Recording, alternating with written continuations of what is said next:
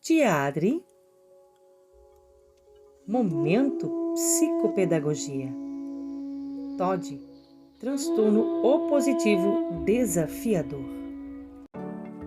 O transtorno desafiador opositivo é uma condição comportamental comum entre crianças de idade escolar e pode ser definido como um padrão persistente de comportamentos negativistas, hostis, desafiadores e desobedientes, observado nas interações sociais da criança com adultos e figuras de autoridade de uma forma geral, como pais, tios, avós e professores, podendo estar presente também em seus relacionamentos com amigos e colegas de escola. Esse transtorno pode estar relacionado com outras condições comportamentais e frequentemente precede o desenvolvimento do transtorno de conduta, uso abusivo de drogas e comportamento delinquencial. As principais características do transtorno desafiador opositivo são perda frequente da paciência, discussões com adultos, desafio, recusa a obedecer a solicitações ou regras, perturbação e implicância com as pessoas que podem ser responsabilizadas pela criança e pelos seus erros ou mau comportamento. Ela se aborrece com facilidade e, em geral, se mostra enraivecida, agressiva, irritada, ressentida e vingativa. São crianças que apresentam uma dificuldade no controle do temperamento e das emoções, uma teimosia persistente. Elas são resistentes a ordens e parecem estar testando os limites dos pais a todo momento. Os sintomas aparecem em vários ambientes, mas é na sala de aula e em casa que estes podem ser mais bem observados. Tais sintomas devem causar prejuízo significativo na vida social, acadêmica e ocupacional da criança. É importante observar que no transtorno desafiador opositivo não há sérias violações de normas sociais ou direitos básicos alheios, como ocorre no transtorno de conduta.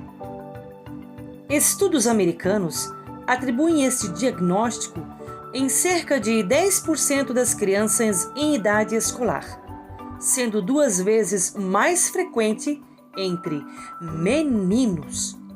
Os sintomas iniciais do transtorno desafiador opositivo ocorrem normalmente entre 6 e 8 anos de idade.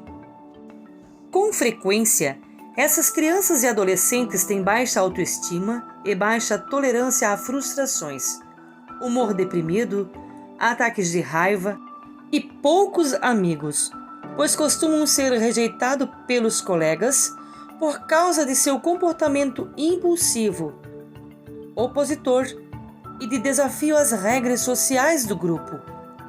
O início do uso abusivo de álcool e outras drogas merece especial atenção nesses casos, pois os conflitos familiares gerados pelos sintomas do transtorno, comportamentos de oposição e de desafio podem facilitar o envolvimento problemático com essas substâncias no futuro.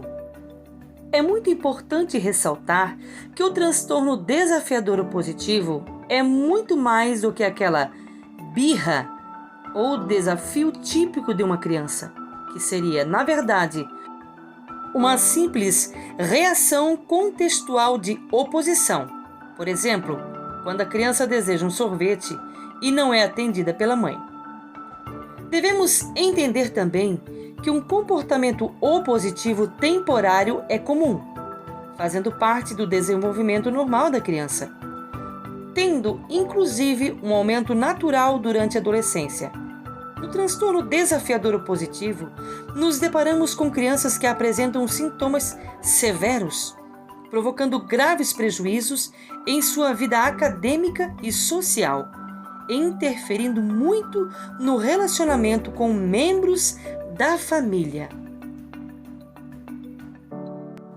Saber diferenciar esse transtorno de um comportamento opositivo e desafiador normal que toda criança experimenta durante o seu desenvolvimento, conforme cresce e ganha mais autonomia, é fundamental.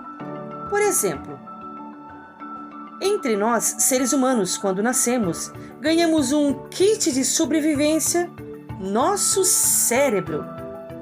Apesar de sermos os seres vivos mais desenvolvidos do planeta, no nascimento possuímos um cérebro pequeno e pouco desenvolvido, diferentemente de outros animais, como um bezerro ou mesmo um cachorro, que com apenas 2 meses já é capaz de se locomover e se alimentar sozinho e ainda aprontar as mais diversas estrepolias. Um bebê humano é um ser completamente dependente de seus cuidadores até pelo menos os primeiros anos de vida. O que um bebê recém-nascido faz quando está com fome? Quando está com sede? Quando está com frio? Quando deseja a companhia da mãe? A resposta será sempre a mesma: chora! Na verdade, a natureza, muito sábia, nos equipou com este kit básico de sobrevivência, capaz de despertar a atenção da mãe sempre que necessário, e que proporcionou a perpetuação da espécie durante os últimos 200 mil anos. No decorrer dos dias, meses e anos após o nascimento, esse cérebro pequeno, com poucas células nervosas e ligações sinápticas, irá se desenvolver, ganhar peso, novas conexões axoniais e dendríticas. E em algum tempo, esse ser humano será capaz de atribuições fantásticas, ganhando mais autonomia. Essa criança em desenvolvimento poderá, certo dia, estar passeando no shopping center com a mãe. Que características permitirão dizer que essa criança possui aproximadamente 2 anos de idade? A resposta certa é: se a criança já anda e fala algumas palavras, é possível que possua cerca de 2 anos. Neste momento, no desenvolvimento, muitos pais costumam relatar comportamentos de oposição de seus filhos, fato amplamente observado em outras culturas, como a americana, que caracteristicamente chama essa fase do desenvolvimento de Terrible Two, ou os 2 anos terríveis. Vamos a mais um exemplo que ilustra essa questão. Quando um bebê de colo acompanha a mãe ao supermercado e essa deseja buscar um extrato de tomate ou um frasco de maionese, o bebê, por razões óbvias, obrigatoriamente a acompanha. Anos mais tarde, a mesma mãe pode encontrar dificuldades ao adentrar o supermercado com o seu filho. Ora, caso o filho não deseje acompanhá-la a determinada área do estabelecimento, ele andará em outra direção, por exemplo, ou falará: não! Eis, por sinal, a primeira palavra que muitas crianças aprendem a falar. Algo absolutamente normal, devo dizer. Dessa forma, é muito importante que pais, responsáveis e educadores saibam diferenciar este comportamento opositivo normal que toda criança vivencia durante o seu desenvolvimento conforme ganha autonomia. Algumas investigações clínicas são importantes para um correto diagnóstico de crianças com transtorno desafiador opositivo. A avaliação se inicia com uma cuidadosa entrevista médica com os pais ou responsáveis pela criança. Nesse momento, serão investigados os sintomas, características e prejuízos que motivaram a busca por ajuda médica. Será um processo investigativo com avaliação familiar e avaliação escolar. Você gostou desse vídeo? Se inscreva no nosso canal, acione o sininho das notificações, compartilhe e deixe o seu like.